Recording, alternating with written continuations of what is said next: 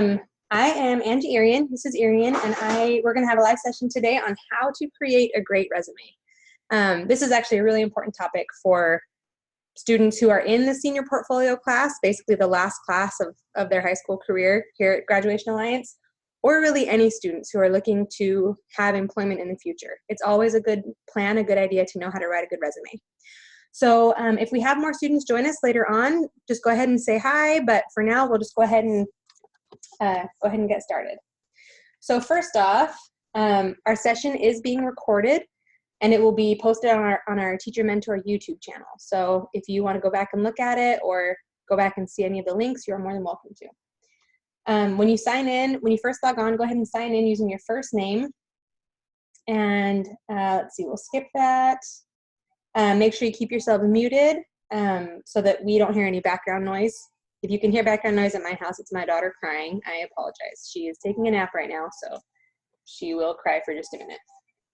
And if at any point you have any questions, go ahead and send me a chat, either privately or to the whole group, and we will do our best to go ahead and answer that. Okay, let's go ahead and move on. As far as expectations, those of you who are here live, I would love for you to participate. That's really the best way to get the most out of these sessions, is to ask questions, to answer questions, to share ideas. This is a very safe zone. So anything that you say will be respected and answered to the best of our ability. Okay, let's go ahead and look at our agenda for this meeting. So, excuse me, we are gonna spend the first 15 minutes or so working on this skill of writing a resume.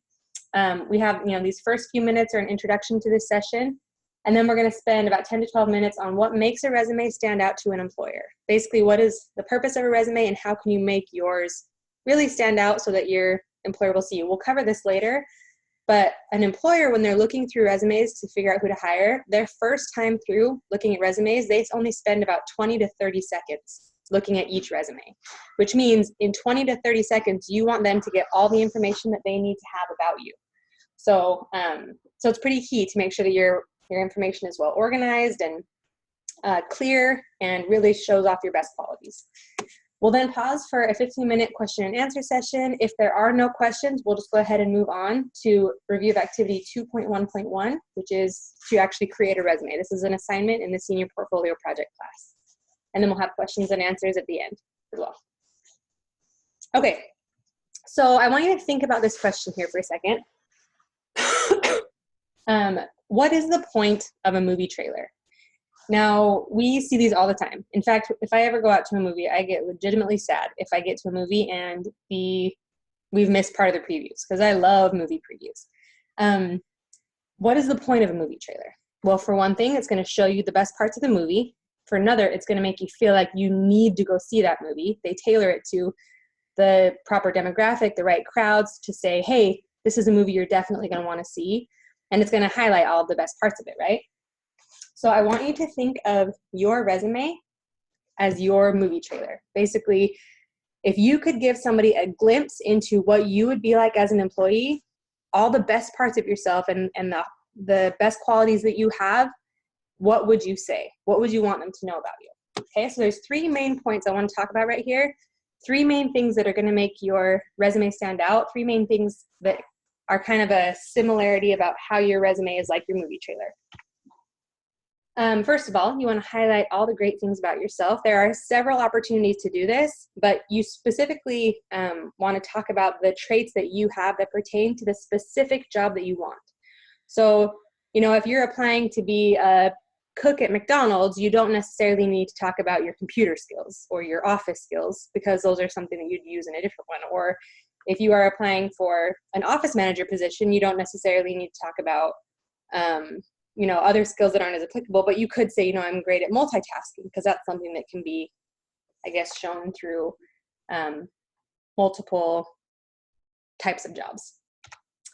Secondly, you want to make your employer feel like he or she needs to hire you. So go ahead and tailor your resume to the job that you're applying for. There's a couple specific spots in your resume where you can do this, and we'll talk about those when we get to them. But just make sure that you're really making them feel like they would be missing out if they didn't get to hire you. And third, and this is probably the most important, you want to make it look clean, quick, and easy to read, right? Because if your employer is only spending 20 to 30 seconds looking at your resume, you want them to be able to have all the information that they need. So make it as quick as possible. Make sure that your headings are very clear so they know exactly where the information is that they're looking for. Make sure that there are no typos. Having spelling or grammatical errors on your resume is one of the biggest mistakes that you can make. So make sure that you are proofreading it multiple times to make sure that there's no mistakes. It's clean, it's easy to figure out your information. At this point in your career, you should be able to fit your entire resume on one single page.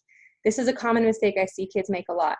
The only people that should have a resume over a page would be like people that have multiple graduate degrees and, you know, a lot more specific tailored work experience to add onto their resume. At this point, when you're graduating high school, you should be able to fit everything on one single page. Okay, so these are kind of the starting off points. Now we're going to go ahead and look at what can be included on a resume. Now some of these things absolutely need to be included, and then some of them you can decide based on whether or not you have anything in that category to include. So starting with your personal contact information. So this is your, we'll actually go over each of these in detail, so I won't go through the details right now, but we'll just go through each one really quick. Personal contact information, an objective or summary, your skills and qualifications, your education, even if you haven't graduated yet, your work or volunteer experience, your activities or leadership positions, and references. So we're going to go through each of these one by one and kind of talk about what you can put, what you want to avoid, and how to really make the most of each of these topics. Okay, first up, your personal contact information. This should be the most obvious thing at the top of your resume. Your employer shouldn't have to scan through your paper, read the fine print, figure out who you are or how to contact you. That should be at the very top, really easy to see, very clear to read. It should absolutely include your full name, your phone number, and your email address. Some people also choose to include their street address. That one's more optional. If you feel comfortable with that, that's a great idea. There's nothing wrong with it. If you don't feel comfortable with it, then having at least your phone number and email along with your name is usually good enough for most employers. So personal contact information right at the very top. Usually your name will be the largest font of anything on your resume. Okay, second, this is something that I know a lot of people sometimes miss putting on their resume, and this is your best opportunity to tailor your resume to a specific job. So your objective or summary at the top of your resume is basically gives a brief one-sentence description of your applicable qualities. So what qualities do you have that would be good for this specific job, and what type of position and workplace are you looking for? So here's an example. If I were an elementary school teacher and I was looking for an elementary school teaching position, this would be a great objective or summary to write at the top of my resume. Elementary education teacher looking for a position at a small independent school where I can apply my 5 years of teaching experience and curriculum development skills. So right away, I say, okay, I'm qualified as a teacher. I want to be in a small independent school. There's like specific types of workplace that I'm looking for. And here are my qualities: 5 years of teaching experience and curriculum development skills. So in one single sentence, I'm able to tell them who I am and what I'm looking for. Okay, here's another example right here. This is just a sample resume. Accomplished, achievement-driven, and results-oriented recent honors graduate interested in working in business management or sales. Okay, so basically, really quickly, and this should be very short if you do choose to do an objective or a summary. But quickly say a couple of your best qualities and what type of job you're looking for. Now that kind of leads us into our next section, which you'll see next down on here, qualifications. Some people put this at the top of their resume, some people put it at the bottom. But if you have a skills or qualification section, it can go in either place, but this gives you another chance to say, hey, here's what's great about me. Here are the abilities and skills that I have that would be, a great asset to your company. This is one that you want to make really easy to read. So you can choose to write, a little bit more detail, or you can write just a few words, but the best way to do it is to put it in a list of bullet points, just because then it'll be read easily, read quickly. Your employer will know right away what type of skills you have. And so if he's looking for something specific and it's not on that list, then he may not hire you. So you really want to put all of your best qualities and most applicable qualities on that list. So make sure you know what type of qualities this particular job would be looking for. Okay, so here's another example. If I was someone who was applying for an office manager position or some kind of office employee, I would have a skills and qualifications section. So here's some examples of applicable qualities. Excuse me. Excellent written and verbal communication skills and professional demeanor. That would be important in an office setting. A caring nature and ability to work well with others and independently. Very important in an office setting, especially if you have a specific team that you're working with. Fast learner with diligent work ethic and passionate interests. Proficient in Microsoft Office. This would be huge if you're looking for an office job because everybody wants to make sure that you know the basics of how to run your computer. And a typing speed of 70 words per minute with 100% accuracy. Now, if these apply to you, you're welcome to use these as examples. If you have other skills that you feel like are more important or that would be more true of yourself, use those.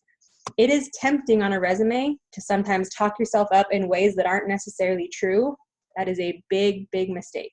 You always want to be truthful on your resume, but you want to be truthful in a way that's going to highlight your best qualities. Not necessarily, like you don't want to bring up your greatest weaknesses on your resume, but you do want to highlight your skills as long as they are actual skills that you have. So make sure that you are being honest on your resume, because if you're not and you get hired based on false information, that's going to be a lot worse than just not getting the job in the first place. Okay. Your next section down on your resume, your education. This is usually pretty short, especially at this point where you're either still in high school or you will have just graduated high school. So the main things that you need are just the name of your school and the year that you graduated or the year you will graduate. So even if you're still in high school, you can still have an education section. You can still list your high school, and then you can just say, will graduate, spring 2020, or will receive diploma spring 2020, or whatever it is. One more thing that you can add, and this is optional because you only want to do this if you have something good to show about yourself, but if your GPA is above a 3.0, which is about a B average, then you can say what your GPA was in high school. Or if it's a college GPA, you can use that too. You don't want to put your GPA down if it's going to be something bad, if it's going to make them question whether or not you'd be able to do well in the job. So you only want to do it if it's obviously going to make them more confident in you. So your GPA, if it's good, and then any awards or honors or things like that. So a sample right here for a high school student, and your education section, you put the name of your school, like let's say Salem Hills High School, and then will graduate spring 2019. How you format this is up to you, but you just want it to be very clear. You don't want it jumbled. You want them to be able to glance at it and know. And then, for an example, on this one, I put this student had a 3.7 GPA. And that's a really high GPA. That's like an A- average. So that's something that would be a great thing to put on your resume if that were your case. Okay, your next section. Now at this point, some of you may have a lot of work experience. I know there's a lot of people in our program that have been working for years, and some of you may have not had very much at all. Whether you've had a lot or a little, you're welcome to use work like an actual job or any volunteer experience that you've had in the past. If you have had any jobs or volunteer experience, it is best to put those on your resume, just because at this point you want your employers to see that you have a strong work ethic, that you can really tackle a project and see it through. So if you want to combine these into one, work and volunteer experience, you can. Or if you have a lot of both, you're welcome to split them up. Have a section of work experience and a section for volunteer experience, however you want to do it. If there are multiple, let's say you've had 3 or 4 jobs in the past, you want your top one to be the most recent one, either your current employer or the one that you had most recently, and then you're going to work backwards from there. So it should go in a list in order of how recent it was. So the last one on your list should be the farthest back. What you want to include for sure here is the name of your company. So let's look at this example right here. The name of your company, City Clothing, the dates employed, they have dates right here. Even if you're still currently employed, you would just say the date you started until the present, or the date you started until the date you ended. You want to put your position. So this one says they were a cashier or customer service associate. This one says they were a certified phlebotomist. So you want to say what your specific position was, and then a list of your responsibilities or accomplishments. If you have accomplishments at that job, that's even better. So you want to basically give a quick, brief look at what skills you developed in that job. So let's see, like this one says, because they were a cashier, customer service associate, it talks about how they had a lot of face-to-face contact with customers. They answered questions. They delivered great customer service. They operated cash register, so they know how to handle money. They are accurate with the money that came in and went out, and they were able to resolve customer issues and go above and beyond to ensure quality service. This is a great example of a job that would be like a good customer service job, of skills that an employer would be looking for. Okay, next section. We're almost to the end of the rundown. Your activities and leadership positions. Again, this is one you can combine, or it's one that you can put into separate topics. It just depends on how much room you have on your resume. But basically, this is your opportunity to show your employer that you are ambitious and that you like to get involved in your community and school. Employers like to see people who are driven, who want to excel. And so this is your chance to list anything on your resume that isn't necessarily academic oriented. It's not your classwork, your coursework, or your grades, or a specific job. It's basically a chance for you to say what you've been involved with that may not necessarily be connected to grades or jobs. So here's an example for a high school student. Activities and leadership positions. Let's say this student was a student council representative junior year. They were also the swim team co-captain, a member of the Key Club, and a peer tutor. If anything like this was true for you, you should add those onto your activities section so that your employer can see what you've been involved in. This can include any clubs you've been involved in, extracurricular at school, or anything outside of school that you feel like would be worth mentioning. And your very last section, your references section. Now here, it's kind of up to you how you want to do this. Some people put references directly on their resume. They'll put the name of a person and a contact number and who that person is. If you have a specific job you're looking for and you've worked in a job very similar to that in the past, you may want to put your references directly on your resume. However, you are also okay to just say references are available upon request. If your employer wants the resume or wants your references, then they can ask you for them, and you can then give them the contact information. If you do put a heading of references and say available upon request, make sure that you have some ready to give to your future employer in case they do ask. Okay, so in summary, let's go back through it again. Personal contact information, your name, email, phone number, and street address is optional. Your objective or summary, state what type of position you're looking for, and you can put a couple of your best qualities in that sentence as well. Your skills and qualifications should be a quick bullet list of your applicable qualities or reasons to hire you, and make sure that you're tailoring these to the job you're applying for. Your education, so the name of your school, the year you graduated or will graduate, and your GPA if it's a good one, if it's above a 3.0. Your work or volunteer experience should include your name of the company, dates employed, title or position, and a list of your responsibilities or accomplishments.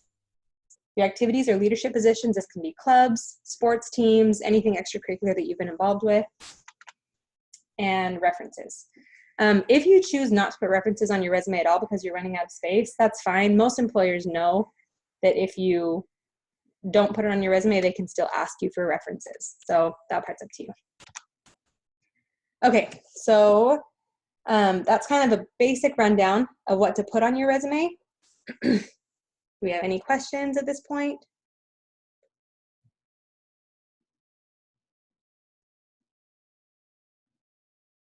Okay, we're gonna go ahead and move on then, and we're gonna actually go and write a resume for you to look at.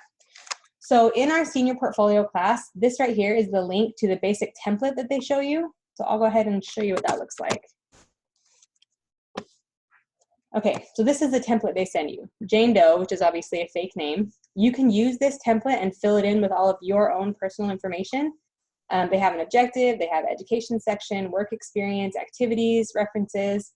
What they are missing right here is a list of skills or qualifications, which some people don't put on their resume, but I think it is a really important piece. So you can add that section on here if you want to. So here's the basic one that you can edit to apply and make your own to make it information that's specifically about you and that's true about you. So I'm going to show you one that I've edited based on a student who would be finishing high school right now.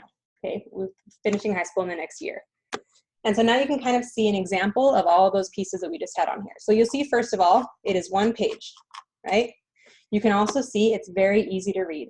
Our contact information is at the top. That's the first thing you see.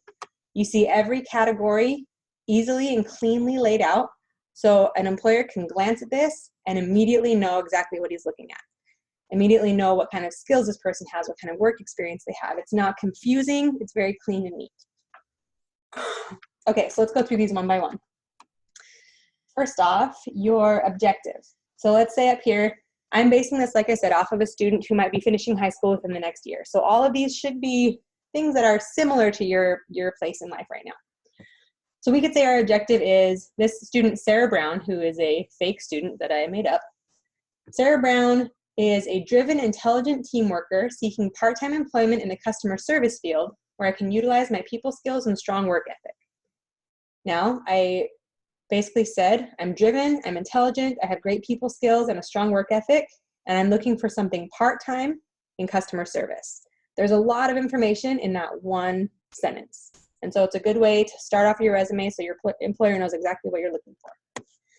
Second, your skills and qualifications. Now, as we go through these, you're welcome to think to yourself, are these skills that I have, or are there other skills that are, other strengths that I have that would be worth putting on my resume in place of these?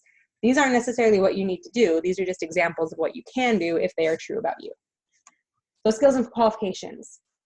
Sarah Brown is self-driven and determined, friendly with a helpful, kind disposition, which is something you would want in a customer service representative. Able to find peaceful solutions to complex problems. A lot of times in customer service, you're going to have difficult customers, and your employer wants to know if you can handle that in a calm way. She is a strong worker in a team setting or independently, and she is punctual and reliable. Okay, so these are great traits to have right off the bat. If you have other jobs that you want to, other skills you want to put on there, like your typing speed or your computer skills or your past experience with, some kind of skill that you've developed in a past job in customer service, you're welcome to put any of those on there. Okay, going down to education right here. We've got South Kitsap High School. We're going to pretend like that's where the student is from. And these are the years that they've attended. Now you'll notice it says through 2019. It's currently 2018. So I can tell even just by looking at the dates that the student hasn't finished high school yet. And if I look down underneath the name, the school name, it says high school diploma expected spring 2019. This is absolutely okay to do. So let your employer know when you're going to graduate and that you are going to graduate, that there is a plan in place for that. But you don't want to say that you have graduated if you haven't, you know what I mean? So you want to be honest. Excuse me. Next section, your work experience. So like I said, you want your most recent one to be at the top. So this one says this person's worked here from 2016 to the present. They've worked at Red Robin, position as a hostess, and here's a summary of this person's responsibilities. Seating tables quickly and efficiently, multitasking, good customer service, and teamwork. Then the next one down would be the job that Sarah Brown had before that, so going further back in history. She had this job at McDonald's from 2013 to 2016. She was a cashier. Her responsibilities were serving customers and providing consistent positive interactions, handling incoming money, keeping restaurant clean and orderly, and teamwork. Okay, so here's a couple of examples of past work experience. Now, if I had volunteer experience, I could put that on there as well. Down here, activities, you can also do activities and leadership positions. Is kind of what we talked about. So say these are from the year 2018. If there's other ones from past years, you can add on other dates and put on even more topics here. So at school, you don't have to make these two different categories, but you can if you want to make it look clean and organized. So let's say Sarah at school at South Kitsap High School, she was the drama club vice president and she was a member of the cross country team. Both of those are notable and worthy of putting on your resume because she was in a leadership position and she was involved in a team sport, so she knows how to work with other people well. And then something outside of school, she was also a volunteer at the food bank. This kind of shows that she's willing to give of her time for other people and willing to put her own needs aside in order to take care of others. And then lastly, references, I just put available upon request. Again, you can choose to have your references on here, like actual contact names and numbers, or you can say available upon request, or you can leave the references off of your resume, but make sure that you always have references ready to give a potential employer at any point. Okay, so this is kind of a brief look at this person, a potential resume that would be a great starting point for a student that might be, in a similar situation to you, or might be, one that you can use to tailor to yourself. So that is all I've got for you today. If you do have any other questions or have anything that you need help with, if there are specific issues you're having with your resume, or if you just want to know, here's my experience, Mrs. Irian, how do I put this really cleanly on a resume, you're welcome to reach out to me directly, and I would love to help you format it, to help you know what kind of bullets to put on there, what type of qualifications and skills employers might be looking for. So please reach out if you have any questions at all. Other than that, I hope you guys have a great day and a great Halloween. Today's Halloween, so anybody going back and listening to this, I hope you've had a great Halloween. And you guys have a wonderful rest of your week. Thanks so much. Have a good day.